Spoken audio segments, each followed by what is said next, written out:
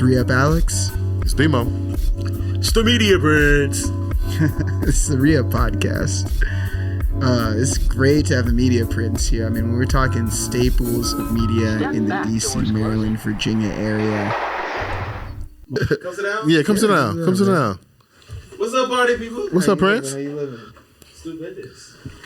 We was just talking about these Confederate statues. My man thinks they should stay up so they could be a reminder of the past. But as you were talking, I was thinking like, I wouldn't completely say it. That's only one aspect of it. I think that me not being able to put myself in the shoes of someone who's oppressing others like that too, it might actually be a win for them to take it away too.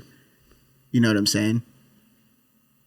Wait, like, say it differently. You fucked me up actually. Yeah. Say it differently. What'd you say? Like, it might be beneficial for them to take it down as well, because then they get to say whatever happened or rewrite those books. It's helpful. You're saying you know what I'm saying? If like, heavy it's ass statue isn't there, then you could be like, oh no, my uncle was a good man. So like, yeah, and or reap the benefit that you was the one that took it down.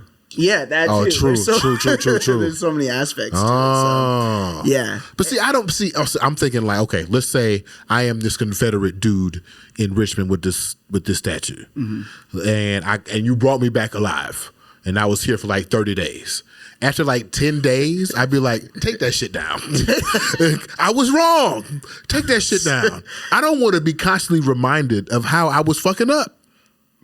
People don't like to be beaten over the head with those sorts of things. I don't need a statue for it. That's what I'm saying. Yeah. I would write a book, though.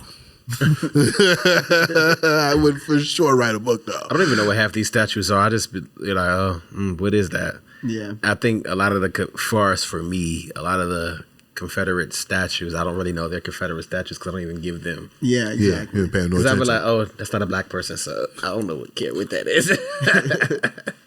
I wonder how you like developed that. It took me a while when I came to Howard to recognize the difference between the federal district and Washington, D.C. So like, how did you develop the ability to like see a thing that's often in the city and be like, that's not pertaining to blackness, but I'm far more interested in like the big chair. That's actually more interesting to me.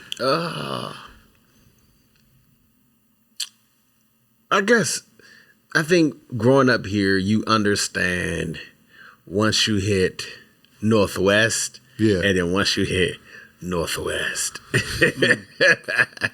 I got you. So it's kind of like that. In that aspect, you kind of understand geographically where you are.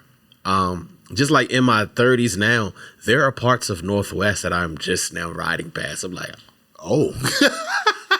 Because it's not like you grew up here from Southeast and you're just like, oh, we're taking a stroll down Foxhall Road. Right. Like, you know what I'm saying? It's not like if we went to Georgetown, it was for other reasons we was going to just, it wasn't like a frolic of our backyard.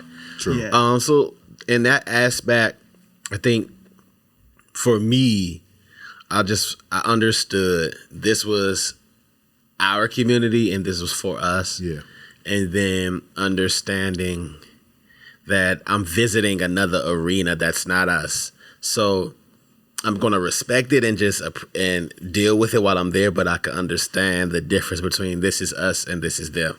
Mm-hmm. And so it was kind of easy in that aspect too, to like kind of what I appreciated more from us versus not appreciating what's from that aspect of it. So when I saw like statues and buildings and things that I know for a fact didn't really cater or have any help in the development of us, it was very easy to walk past that building. Interesting. Yeah. So how you feel about Black Lives Matter Plaza being destroyed, uprooted? Why didn't you just paint over the street? I'm still confused. I didn't even part. really care about it being on the street. Really? That's just because it's kind of like how we're seeing they're doing with the whole DEI. It becomes such a taboo that it's no longer identifies with the mission. So once I saw them writing it on the ground, yes, in the hindsight of things, it's a great message for us and cementing us for what they know as the Chocolate City. So Black Lives Matter Plaza would be ideal because Black lives do matter. Yeah. But it also came up in a time where a lot of people benefited from Black Lives Matter. So it was like, was this something beneficial for us or beneficial for you having it here? You get what I'm saying? Yeah. So it kind of like, And you can see through that. I could really see through that because to be quite honest, that money you using to paint that mural or whatever, you definitely could have threw that in the community and saved Straight up. us all that. We didn't need a painting. It's also the fastest. It's road like work it I've only ever helps us seen. anyway because driving on the ground, you can't really enjoy all of it anyway. You got to be in the air to see and that is appreciate. true. So Yeah. if I'm not working in those high-rise buildings right there, or I'm not above ground, or having to take my drone out, then I really couldn't appreciate this anyway. So, Dang. That's true though, because the one of the painters of the mural is Kiana, and they could have just gave that straight to the Congress Heights Arts and Culture Center. Yeah. That'd have been way more beneficial when could have saved their time from painting. Right. Could have had that money. Yeah. Did their own gala. But to your point, to the same point why it was uprooted, it wasn't politically beneficial. That's what I'm hearing. Just like now it isn't. Yeah. Now we have a new president. That's what I'm like. I don't know why everybody is so upset. Like 4 years, if the new president likes it, they could just put it back. Like stop acting like life is gonna be defined. We're just gonna be screwed for 4 years, and then the next one comes. He can't run again. So it's just like You sound like a Washingtonian right now. because we've been here all our Right, I'm lives. saying so like a and nigga we're from black Nebraska. too. Yeah. Like he not gonna stop my show. No, it's just like he over there. He's really over there. Yeah. And I'm Yeah. doing pretty good for myself. I never looked to the government for help in the first place. So I look to me and God and my family. And Yeah. if we good, then I don't care what the hoopla is. And Right. if he wants it up while he's in president, and he is the president, if he wanted Sesame Street painted there instead, then hey, so be it. It'll be up there for 4 years, and then we'll say goodbye in like 3 years. It's not that Okay. We'll still be here. We'll still be here, Still and a lot be of us here. will still be here thriving, Right. and winning, right. whether that was painted there or not. Yeah. So Interesting. So Alice was saying earlier, like the creative scene is kind of like shaken up since the new president. You want to go into that? Yeah, it was mostly based on the job cuts, the federal, job cuts or the layoffs. confusion cuts. Yeah, so with that, at first, as somebody, He firing people, and then finding out, oh shit, I need you. I actually needed you. My bad. Can But you it's start like- back next week? when it's people like I would say us who may or may not be affected initially by something like that because we're doing our own things and we're innovating and keeping things going. A lot of creators do thrive off of some of that work, whether we think they are or not. There's a trickle down effect to contractors. There's even when you get into like murals, it's like, oh, can we even get funding for those sorts of art projects that were out there? We were talking about Art All Night. What's that going to look like? However you create it. However you, Like that's you, right, you, yeah. you said the word creator. That's what makes us different than everybody. We can create in realms where they don't think creation can happen. That's true. So, what do you do as a creator? You create another avenue. Yeah. I think the thing is, and I think this is a conversation we don't have, is a lot of our creators have gotten comfortable with their space of creativity and what's been a longer longevity far as what they're used to and what they've been getting. Interesting. So I we can think go there. Yeah, we could I definitely think go there. that's I think it's a shakeup now because that comfortable basket is off. Yeah. So if you're already used to A, B, and C, yeah. as a creator, I'm not thinking of A, B, and C anymore because it's been A, B, and C for like a minute. Right. So all I have to do is create while A, B, and C is seeing. But right now, I look over and it's GXY. So it's like, as a creator, you gotta stay, and I feel like, and I think that's the conversation I say like we gonna have now. But I don't think a lot of the creators were expecting to always be alert of the outside beyond the creation. Yeah. And like now, I think far as this part in this arena, they're now having to see what ways they can create in this new reality. Yeah. So, you know. Yeah. The shakeup is crazy. We were talking about it a second ago. They say it's like an estimate 120,000 people who move in and out according to the president. And it's only like 700,000 people here. So the consumership has definitely changed. The creators got to change to keep up with the consumers. But I was thinking about that Anthony Mackie clip where he says, like, success is not earned, success is given. Like there's a select amount of people who are allowed to be successful, regardless of how much time and effort that you put in. But if somebody doesn't actually see you and acknowledge you for that success, then you won't really be successful. And in the comments you just made just now, just about like creators having to shift themselves, how are you seeing like some of these creators that you've looked up to, some of these people that you followed, how are they starting to adjust towards their shifting consumers? Not only in age, but also like political awareness, social awareness, cultural changes. How are you starting to see that shift? But it also makes you wonder too far as I'm gonna get to that, but like just thinking about what you said, what Anthony Mack said, like everyone has their own different definition of like success. Yeah, they do. So I feel like in this climate and all the fuckery that's happening, right? If you can still create as a creator, that is success.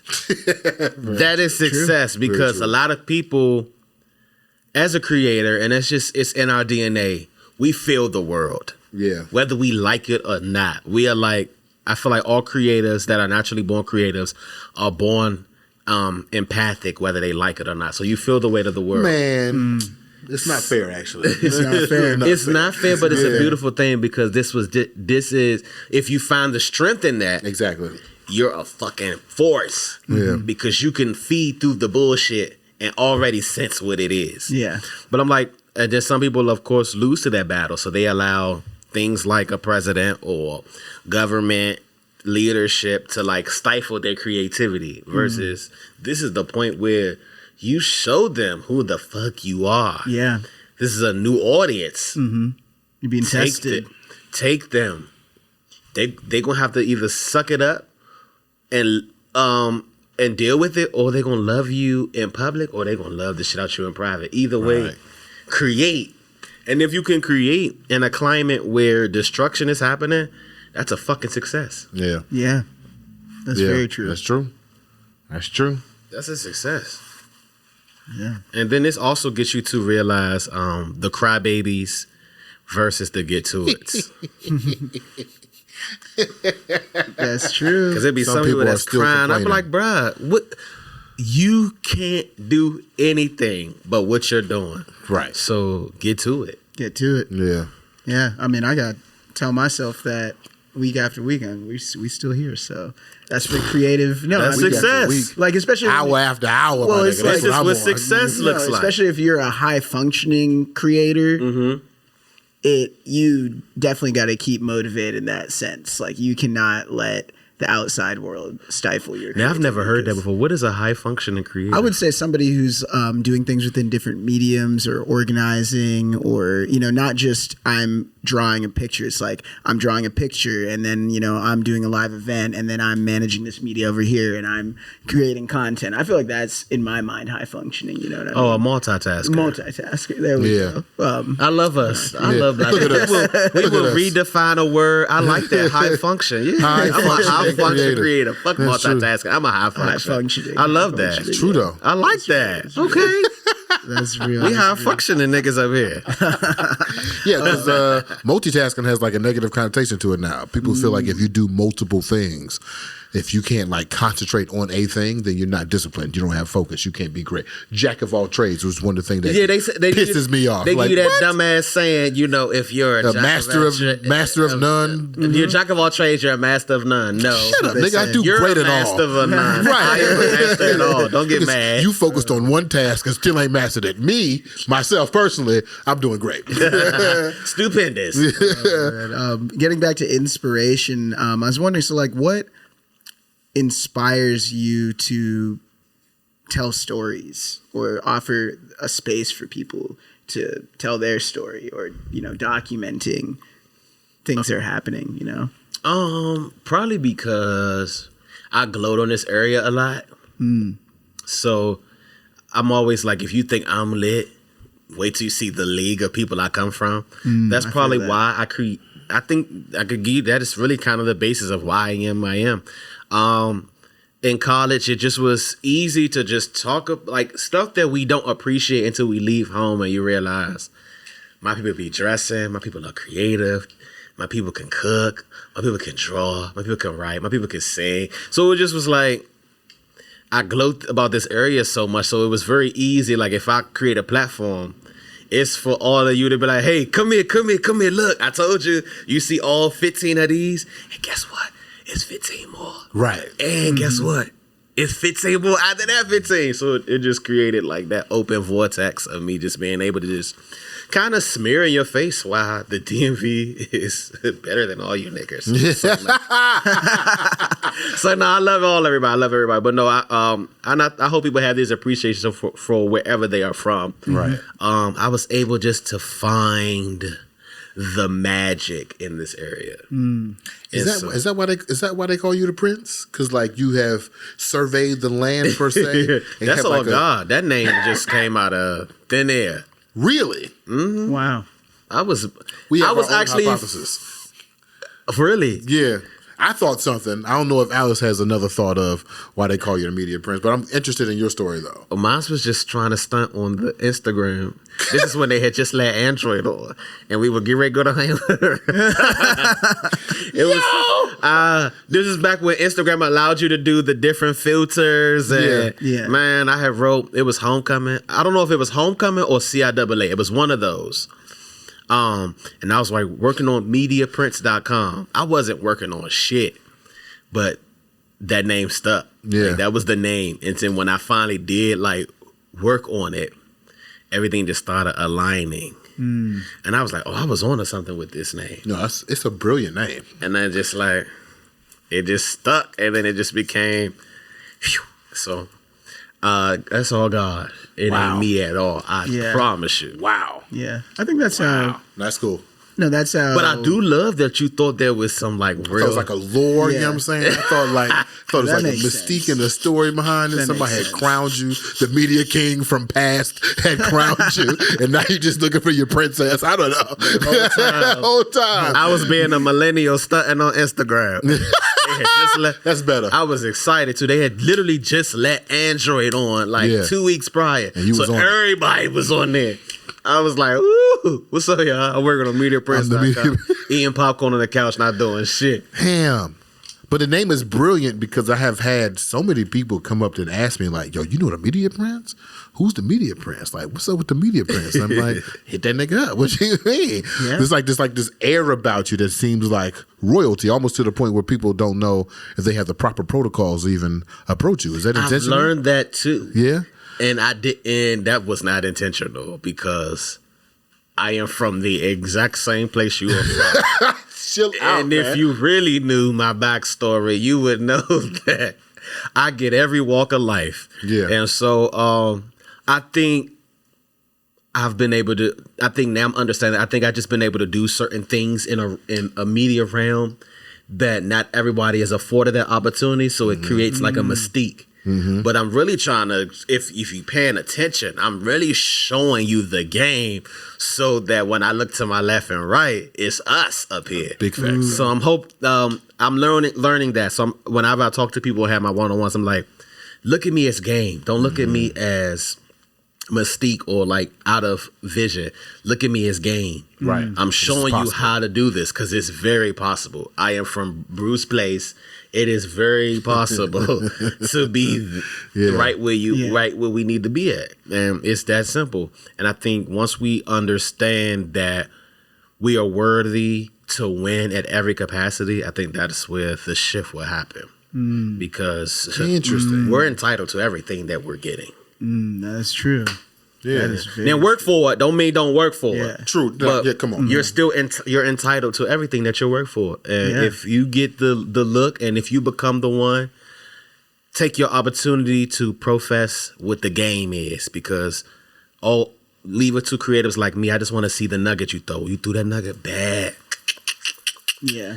Let's go. This is how we get out. And the next thing you know, you come in this joint and this is the hub. And what we're seeing now, DMV is becoming a big media hub. Yes. And this is all I wanted. So when you come here, people are really here. They have a lot of entities to hit. Like, this ain't no one-stop shop. Yeah. No, I could really come here and get a look on multiple platforms. You could. It's true. Yeah. It's true. It's becoming a good tour stop too. A very good tour stop. Yeah, I work in artist management 9 to 5, and we route a lot of different tours. And I was talking to one of my coworkers the other day. I'm like, I haven't seen anyone miss DC in like a year now. Like from the aspect of the people we're working with, I'm like, that's great, because growing up it wasn't like that. Wasn't like that. Just Baltimore. They were waiting for us. Yeah. Hey, they were waiting for us. Yeah. Look at us. Now we set the tone. So now when people are coming, and I know that has to feel so good for an artist to come in a city and you are booked beyond TV and radio here. And the platforms that you're about to go on sometimes might be giving you a even greater look than the TV and radio. Mm-hmm. So it's like you really could come here and be like, oh, I got to spend like a few days in DC because I got to go here. I need to come here. Like, you know what I'm saying? So that's been the bigger reward of knowing that I helped unlock just a facet of a door for independent media. Like, I'm seeing people like Pat is Dope did for me. Yeah. Okay.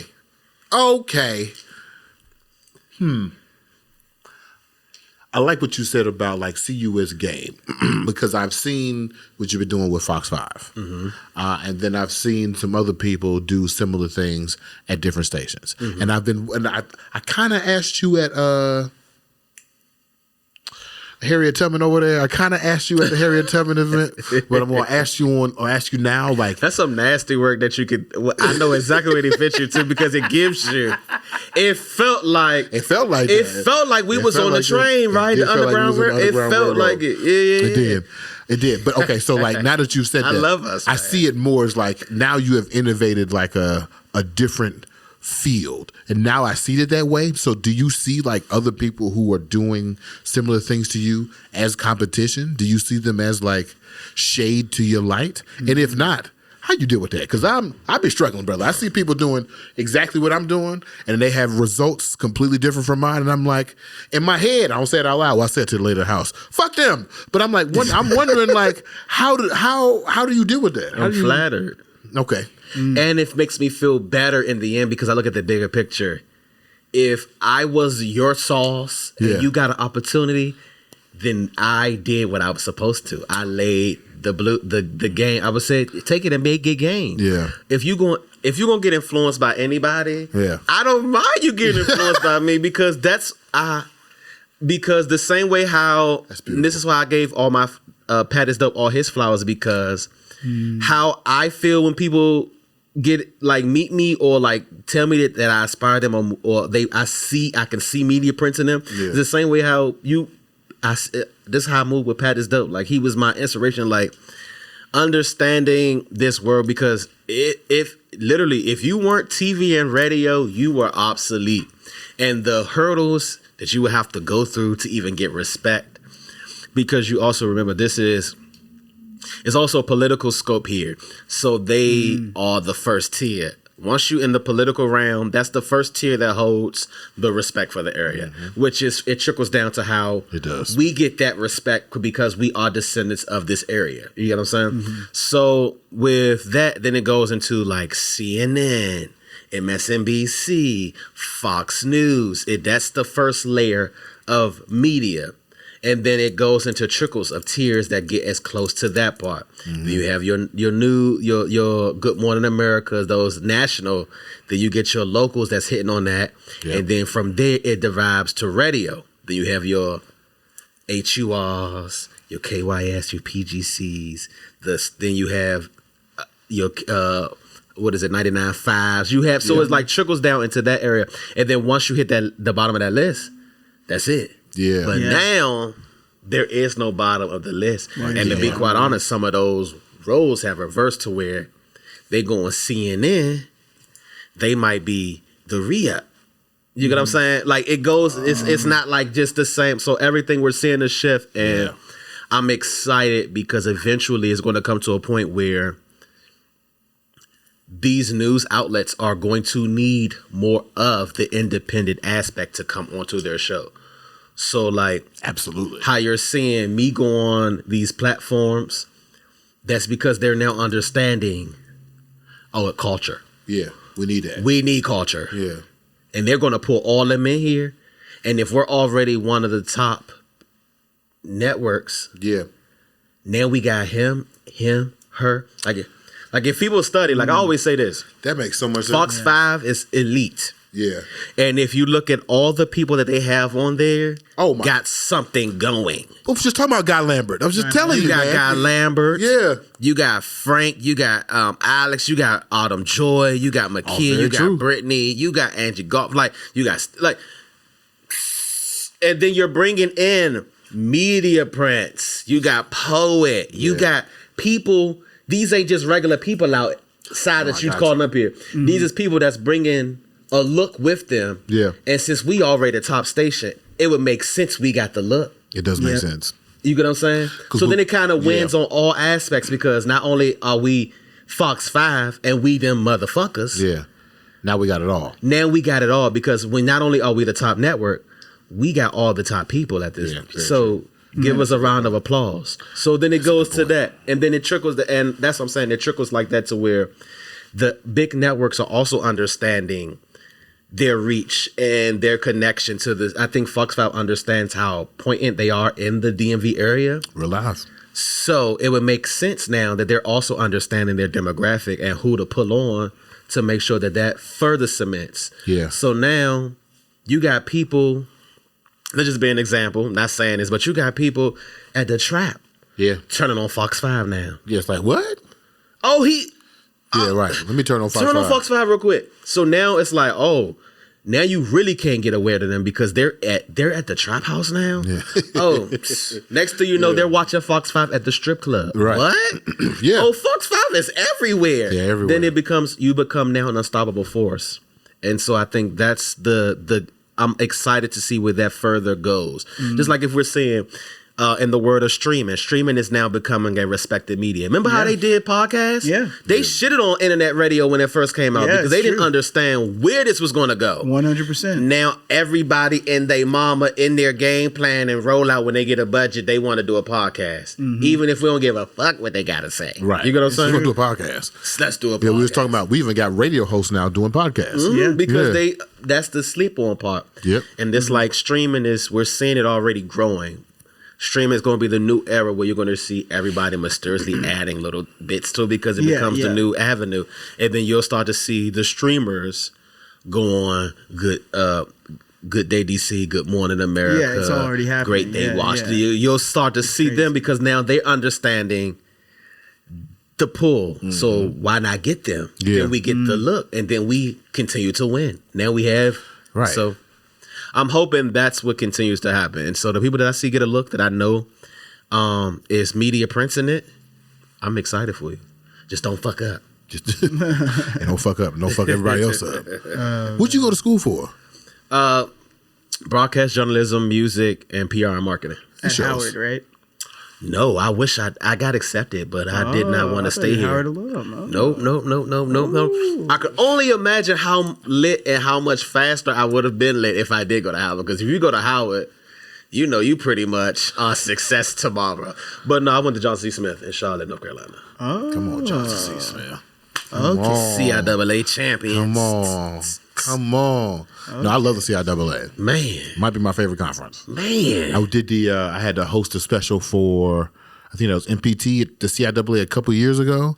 And just seeing the type of success is different than the MEAC and the SWAC and the SEAC. The type of success at the CIAA is like military officers, people who are like vice presidents of their industries, educators, media folks. It's more like people who are working but still high level. Mm-hmm. It's really it's like all the other big conferences but strictly us. It is. It's a bunch of black people winning. That's all it is. So it's like for years, like I think it's the oldest conference, right? I think so. I think the oldest. But I do know that was my first taste of having like a March Madness and just seeing only my people. And like, I'm seeing Rolls Royces pull up. I'm seeing, Mercedes Benz. I'm seeing Lexuses. I'm seeing people in furs. I'm seeing That's people. the first time I saw a fur was at CIAA. I'm seeing people put a credit card down and buy all 20 of us a drink because they see we students. I'm just like, oh, I can't wait to be them at this age to come back to CIAA and be like, I'm now the grown people I was looking up to. So it's little things like that you don't realize you're influencing. You know what I'm saying? Right. Even little things like that. They didn't know that they were stunting. But for me, it was inspiration because I want to stunt too. I want to stunt too. I want to stunt too. I want to do that. With my people. Yeah. And I hope that the next person, I hope I come in and the next person, I'm now just woken up 4 people that's about to stunt when they get, you know what I'm saying? Mm-hmm. Man, and then shout out to you because you said you were hosting, so success. Hey, my man had a get. BMO's some flowers, something going on. Yeah, BMO's lit. Yeah, BMO's lit. All right, let's not do that. Let's go to the next question. Emmy nominated. So that's what I was about to say. So like, what I've noticed when I go to the Emmys, I ask my partners, Emmy nominated 3 times also means I lost 3. But what I've noticed though, and I asked my partner, we don't look at the laws. I know, but this going to be a lot of people watching that's not going to even get in the Emmy realm. This is true. This is true. I'm telling not you. in the Emmy, so I'm living through you. So when you get your Emmy nomination, you're gonna have this feeling too. When you get your Emmy nomination, you're gonna have this feeling too. I imagine this is what Sha'Carri Richardson felt when she got the silver in her individual race, not the gold in the relay race, but the silver in her own situation. Like, oh, I'm good to be here, but like it's still just one step short. So I asked my partner, my hosting partner, like, why do you think we're not winning? And she suggested maybe because we don't use the regional, non-regional, the accent they use on the news. And Alex is playing a clip of you right before we got in on Fox 5. Guy Lambert is talking and he sounds away, and then you come on and it's like, now I can understand what somebody is saying. Guy Lambert is cool. He's a great host. He's good in this Emmy newscaster role, but to your point, it's not connected to the culture that I need to connect to media. So like what I'm hearing from you is like, and this also makes sense in the title. Aren't you doing enough? Because you even got the acknowledgement to be nominated. So it's like... He likes to win. I know he does, but that's not. But he did win because I won with the nomination. It's just yet true. Another Emmy-nominated person from this area that could say that. Not a lot of people could say that. So clearly, somebody paid attention enough for even the Emmy, which means the eye is already on you. This is true. So it's just like, how do you capture who the fuck that eye is? So this is where I'm going, right? Because you were just talking about media strategy, and so like as I'm thinking about the changing demographic and the people that we have to speak to, if we know that the requirements to get this acknowledgement are to do it this way, the Guy Lambert way. And this is no shade on Guy because I think he's a brilliant journalist. But then we have people who are like myself who kind of get like the shade of this Emmy particular way. Are we supposed to adjust? Like how are we supposed to expand our reach to more people without having to sacrifice who we are? Like, how do you handle that? You on Fox 5, and there would be something in me in Fox 5. If I was on Fox 5, to be like, maybe I need to be a little more Fox 5 instead of coming in as fully myself. But I see you on there, and it gives me inspiration to be more as myself. But I'm wondering, where do you get that confidence from? I think once you understand that, for me, I understand the line. I understand there is, as a journalist, you understand that there is traditional journalism. Yep. Those are our diehard news anchors. They live and breathe it. Our Roland Martins, I just lost my train of thought. Oh, our Marissa Mitchells. I'm sorry. True. Hey, girl. Our Allison Seymours. Like and it's not that they are looking at the outsiders is any different game, but it's all about what era you're taught of journalism. So we come from an era of journalism where there was a little more creativity added to it. There was a little more, whereas in their era, a lot of them were opening the doors and some of them were first. True. So as the first, you have to like fit a mold of getting in the door. You can't come in as, I'm going to use Marissa for example. You can't be Marissa around the way. Right. You got to be Marissa at the station that is not only winning in the aspect of where she's winning from, but she's also an example of us that want to get in that door. That's true. So she has a different badge on her shoulders to also make sure that I see what you're saying. she's opening doors, but she's also showing how you can navigate in this arena. And with traditional journalism, some people are taught by the book. Yeah, they and are. they're taught, this, which is why you see them winning. I think I love people like Marissa because they're also understanding that there is a new era of journalism. Yeah. And then there are people like her, there are people like Wisdom that are able to get jiggy with it and still be, so it's like, that's what's more appreciated is when you find the ones like a Wisdom, like a Marissa, like a Allison that are able to give you traditional journalism, but also know how to tap into her, him, and her that aren't traditional, but they still walk away like, oh, she's that girl or he's that guy. So it's like that. And I think in the aspect as far as the Emmys, there are some people that unfortunately won't conform. They are strictly by the book. They are strictly traditional journalism. They are strictly professional. There is no room for error. Right down the There line. is no... They are straight CNN all day. Yeah. You get what I'm saying? And so once I learned those people are going to just be those people, that don't got nothing to do with me. I'm going to be me. Very true. And long as I'm excited in the world that I create in this media thing, that's all that matters. And then I'm going to also look very fly. So either you going to let the get in your own way or you going to come meet this fly guy. Yeah. One of my favorite things about when we have these podcasts, I feel like synchronistically the fits always come together in like whoever we have. I don't know, we don't plan nothing, but it works out every time. The color palette works out every time. Every time. Yeah, come on, man. I love it. So one thing I really appreciate about you is that Question, first of all, is this a new set? I like this. Yeah, you like this? I like this. I was looking because, I'm so used to the mirror on the walls. And I'm like, damn, these walls are kind of clean. Yeah. How they put that mirror up? See, I knew people would be saying that they're gonna miss the mural, but hey. No, I'm actually liking the look. This is what growth looks like. You're just going to have to say goodbye to the murals. They were nice while they lasted. Yeah. I hope you guys took pictures and you got all those archive videos. You can still go look at them. They're still there. This is the new. So Exactly. Welcome. this is the re-up. This is the re-up. You get it. Yeah, get it. exactly. No, I'm glad.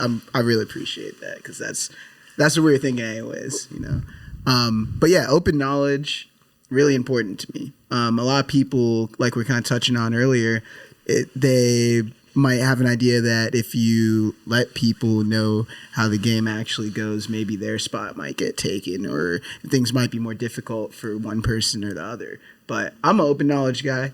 I appreciate that you practice that. I know BMO loves gatekeeping. I am a gatekeeper.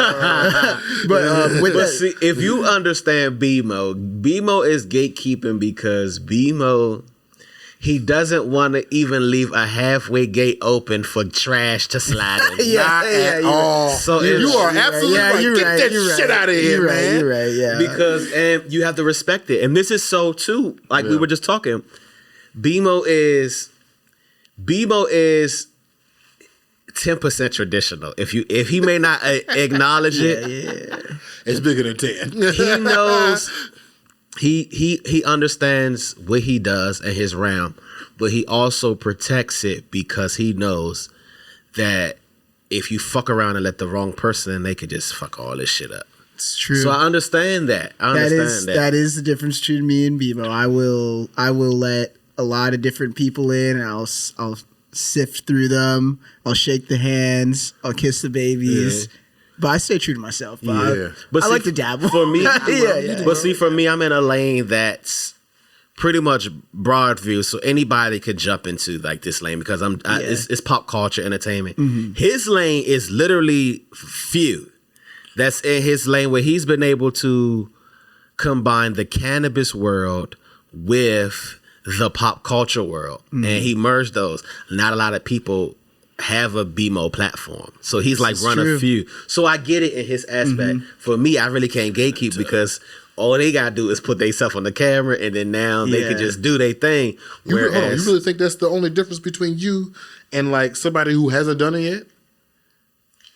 Is that they haven't done it yet and you've just been doing it? Or do you feel like there is a skill that you have developed? There is a way to communicate. Even like the duck under the water stuff, one of my questions is, how the hell did you even get Fox 5?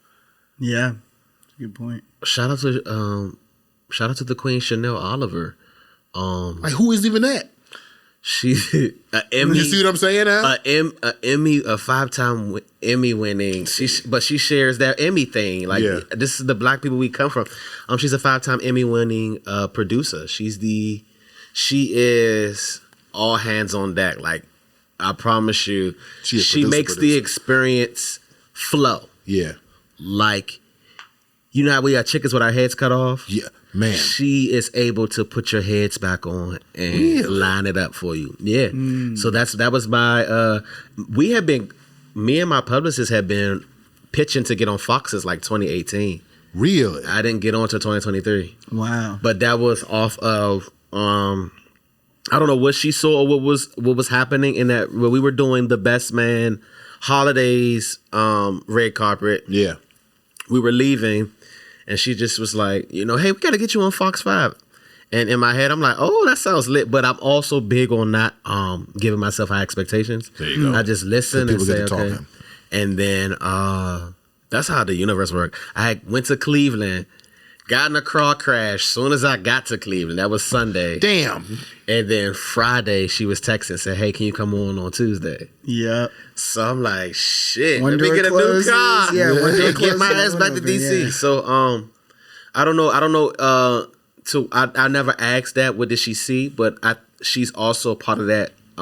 Those people that are paying attention. To what's happening in her city. She's very interesting. She understands what's happening in all arenas.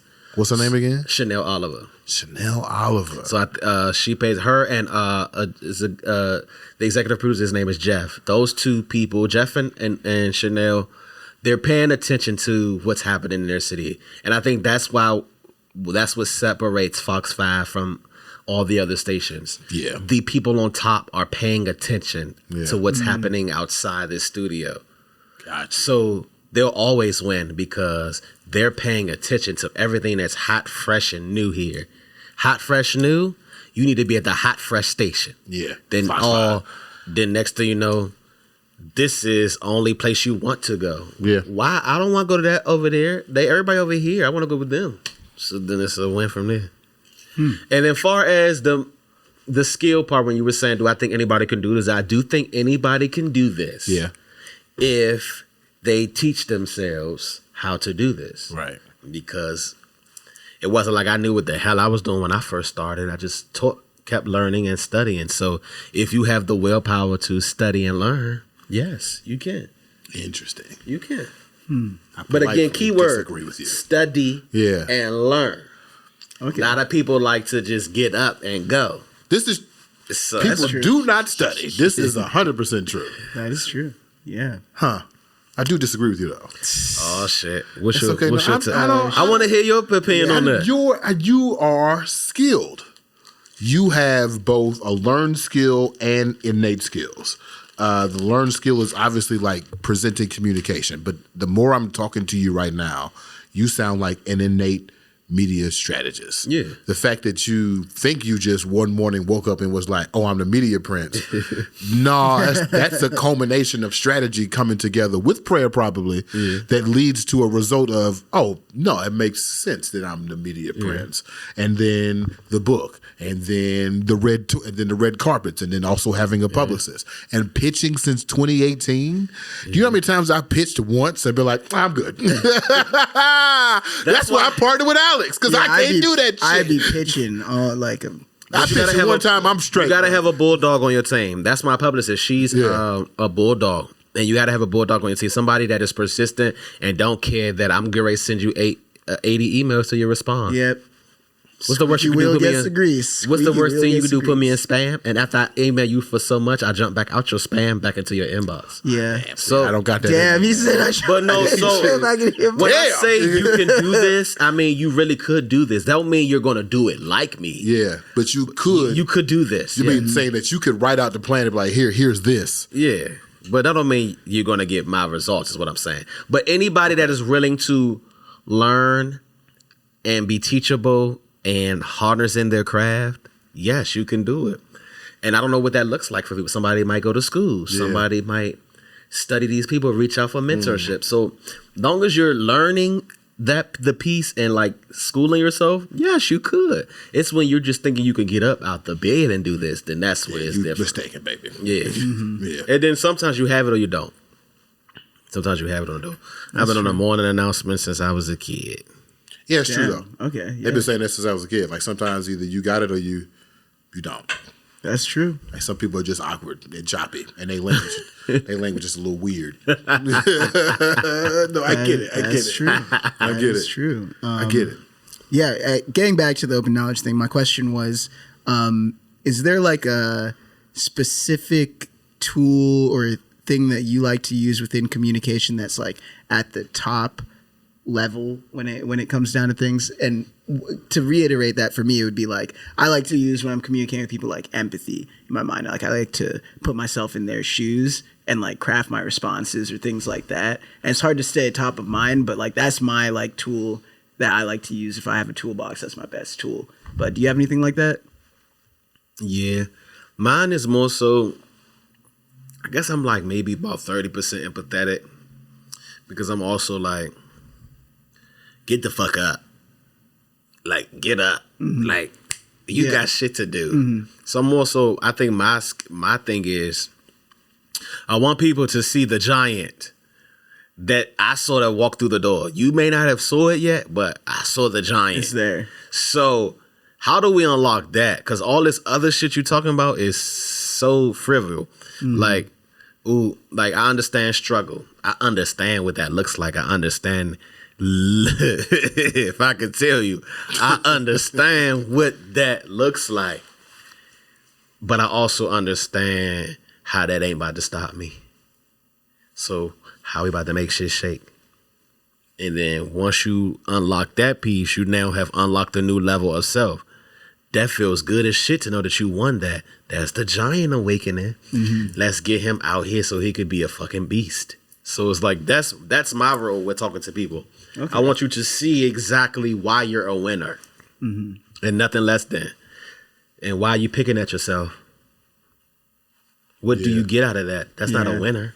That's a very, very difficult or rare trait to have, is to be able to see the best in people like that too. Or see even past the best, like things that they can't even realize that they can obtain. I think that's us, period. I think the best is in every single person that's born.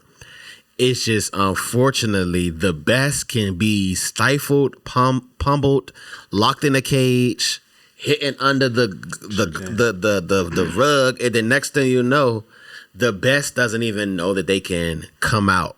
Mm-hmm. So that's just what life it is itself. And I also have learned in this, learn how to let the people that like the best to be locked up, just let them go. Because that's what it's like, you beating a dead horse. Mm. You get what I'm saying? You have to want it and see it just how I see it for you. But I can't want it for you. I can only tell you what I see. And it's up for me to be confirmation for that to unlock what you were already feeling. Right. Yeah. And so we go from there. But that's how I approach people in that aspect. Because I don't want you to meet me. I don't want people to meet me at a space where they think that I'm higher than. No, I'm just like you. I just was able to unlock a source that allowed me to win. Once you unlock that source, then we'll both be at the table wiggling our toes and asking for the waiter to bring another bottle of champagne. Right. Yes, sir. That's real. That's real. I'm wiggling now, man. Tell me how you like continue to develop the strategy of the 35 and the 35.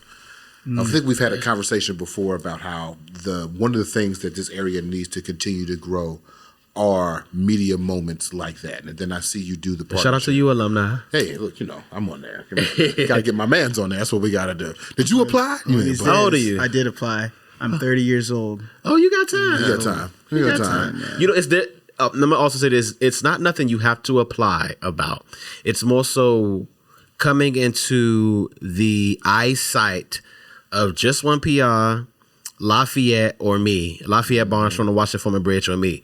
If you come into our realms, that's good. That means one of us can pay attention to what you got going on. That's kind of how we determine who we're paying attention to. Now, we added a piece called People's Choice because there is no way you can do a list and people are going to shut the fuck up.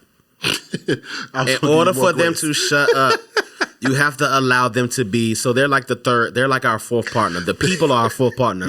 So they can nominate people. So I have people where you can nominate, then it condenses down to a top 20, then it condenses down to a top 10. But the people are voting for those people. So now you can't say why you ain't pick my man because you ain't nominate them. Right, exactly. So even though they still ain't shutting the fuck up. They still not gonna shut the fuck up. I can only imagine, like, what are you getting? I know the pride of people from here and reside in this area, and when they see this list, I can only imagine, like, the DMs and the texts and the phone calls.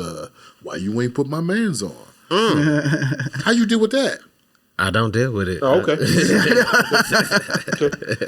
It's not my fault. My biggest thing is you can never get mad at somebody that you don't know and doesn't know you to be on a list. If I don't know you and you don't even know me until you just found out about this list, how would you ever thought you was going to be on here? I don't know who that is. They don't even know who I am. So how that and that's not a bad thing. Not everybody going to know who the media prince is. I mean, sucks for you, but you're lost. Yeah, I mean, but I'm saying, like, again, if we don't know each other, you can't be on my list. I can't be on yours. We don't know each other. So Right. I've gotten over that. And then I know there are some people that I know for a fact that I was really cool with, that I've watched them, and I'm so good in my space that I don't have to, like, combat you or, like, even hit you up. I'll just leave you where you at. I've seen a few people that I was cool with have, like, really done some shady, fucked up shit since they weren't on the list. come on. And I just be like, okay, cool. Because I'm really big on my people is my people. If you're not my people in the first place, I'm not chasing after something. That's a you thing. And so I get to just, versus me jumping into a you problem, I just let you do you by yourself because that's something that you got to work on because it's so many lists that I'm not a part of in this area. And I'm just like, okay, Right. I'm still going to be, y'all still, and if I walk in this room, it's going to be a media print show. So it's no need for me to even, like, think of that. You champion the champions. You give them their flowers. They won. Be excited. And just hopefully that their winning opens up a new light because if they won, they're going to want to see if there's more. So get in position. That's all it is. But people be trying to not, instead of getting in position, they be trying to beat the position. Right. Nah, Instantly. Yeah. get in position. Right. Don't beat. You get what I'm saying? Yes. The position's already there. Let them guide the light over here. Then when they guide the light up, you in position, ain't you? Here Look they at come. you. Look In at you. position. Yeah. Yeah, I mean, that's all the questions I got. That's all you got? Yeah. I got one question for you, Prince. I'm listening. One question for you. How do we get on? I know you get that question often. How do I get on? How do we? I feel like. What do you mean we? I'm already on. Yeah. Come on now. Ride with me for a second, partner. Ride with me just for a Nah, second. I'm messing with you. So, I'm like messing with you. in the DMV area, I've been in the game 7.5 years now. There a long are time. That's levels, shout out. right? But I feel like there are like glass ceilings between each level. And I feel like my partner and I, we are escalating up, but we keep hitting certain glass ceilings. Like we haven't met the right people. Back to the Anthony Mackie comment of like, certain people make you successful. And so I can only imagine like being a curator of the 35 and the 35, people asking you, well, how do I get on? Like, what am I supposed to do? Where am I supposed to go? Who am I supposed to meet? when I was coming in, I was like studying people like yourself. I was studying other musicians, and I was figuring out, okay, here's what they did. But now we're all peers, and now I'm like, okay, now what? Now how do I get on? Now how do I get past this certain level? Honestly, I tell people, don't set high expectations. Give yourself grace and patience, and be consistent. Once you are in your own realm of creating and working, stay in that. Because I think we get stifled when we look out. If you stay focused and I'm still guilty of that to this day. True. Where and I think that's something that we all have to grow into. I think I'm more transparent now because I'm getting older. There are moments where I'm like, acknowledge and congratulate, and then get back into your world, because you don't want to get too out there to where you're now studying their plan versus Sticking to yours. sticking to what you've done, because clearly what you've done has worked so far. So get back in that. What more can you do in your world?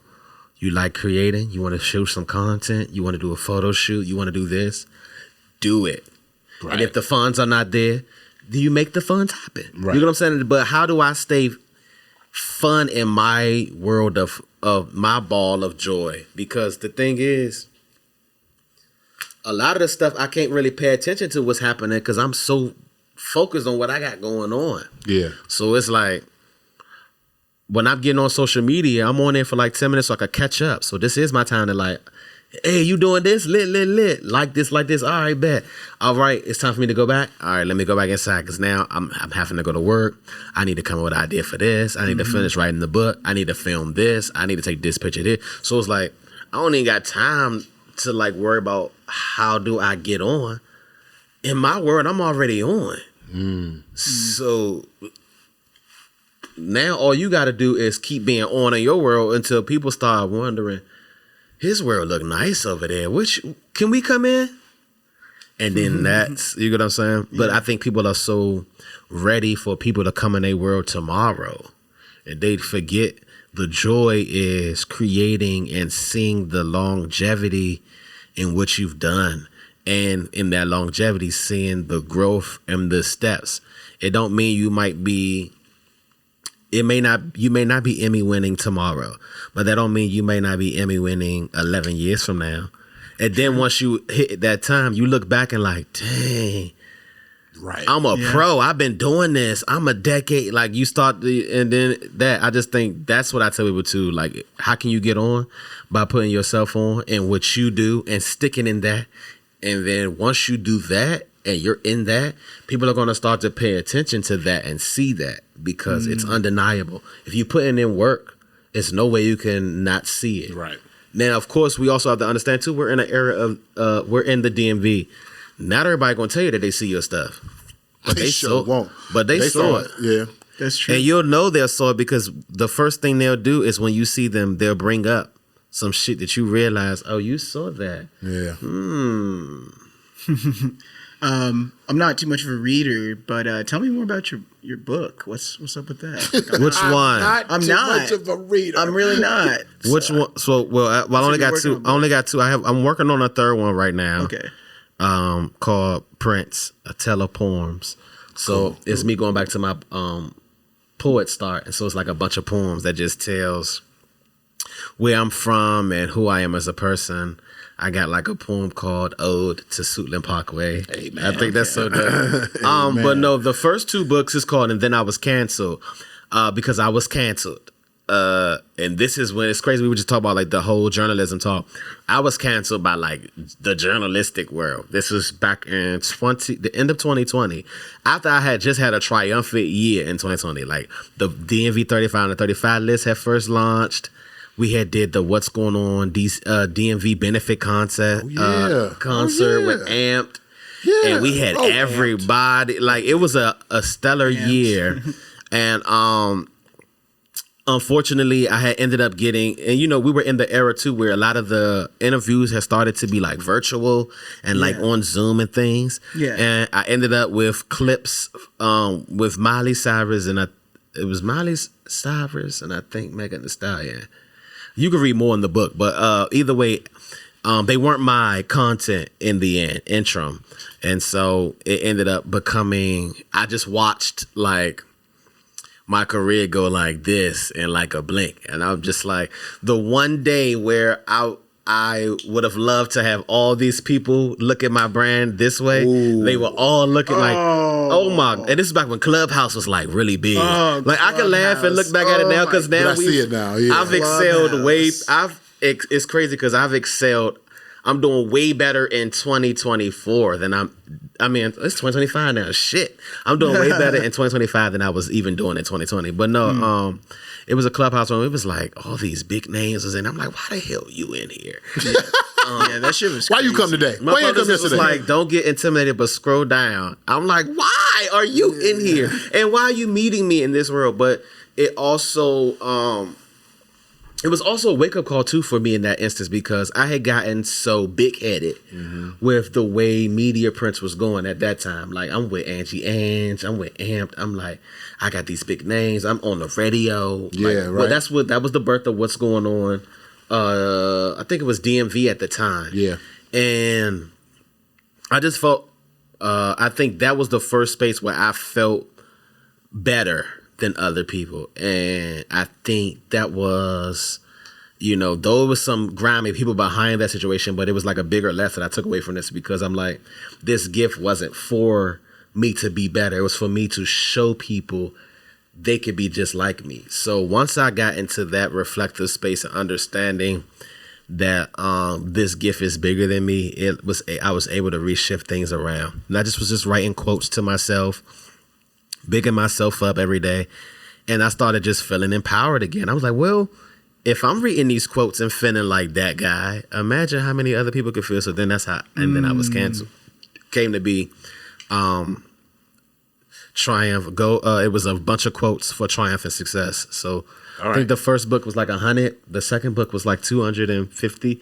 And then the second book was like a deluxe version. And then I had like a mental health interview and like other peers of mine's put their piece of like mental health and like their own quotes. So, and then I was able to get back to where I was. People started, it also put me back in my bag to like, let me show them why I was Media Prince. I really wasn't just out here just playing around. Media Prince. Yeah, but I think it put me back in a space where they got a lot of people that were doubting me got to see me back at ground zero, and I got to show them this is how I was able to leave ground zero, and I'm gonna show you guys how easy it would be again, because I'm pretty sure I'm gonna get canceled again at one point. I mean, we're in a cancel stage. It's inevitable at this point. It doesn't last forever. Sometimes. Sometimes.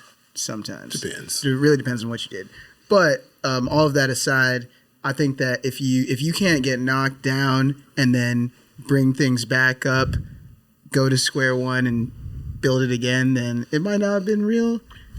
Right. I mean, you're talking something. I left the DMV for like 7 years. Where did you go? I went to Portland, Oregon. I went to Seattle. I went to school out there for a little bit. I just wanted to see a West Coast. I didn't want to go to LA because everyone just goes to LA. Then I came back and I did the same because this started from the reup.com, which is a music blog. So I grew up in like the blog era, heavy, and we were interviewing, different rappers from Logic to. We even had a Wu-Tang Clan interview at one point. Oh, that's lit. Yeah, but this is like 2010, things were so different. And then I came back, I noticed that the podcast thing was happening. I was already working within the music industry very heavily anyways. So I was like, why not try it again? And hey, look and then look at the magic. Media Prince. So. Oh, y'all photo shoot at the station? Yeah. Lit. Oh, yeah? Lit. You know who that was? Lit. JD Money M right there, man. She's a fucking beast. She's a gift with that camera, man. She did a great Got us out the way. It was like a minute. Yeah. It was crazy. This is what she's an example of it's in you. Once it's in you and it's nothing. You be like, oh, what? This piece of work. Right. Nah, shout out Jada. A fellow 35 on a 35. That's right. Exactly. Mm-hmm. That's right. Shout out Jada and Monty M. Thanks for listening, y'all. If you get a chance to subscribe, like, download, and follow, we really appreciate it. You can find us on Instagram at the reup, ODCAST. can also find us on Patreon for exclusive content. New episodes every other Thursday.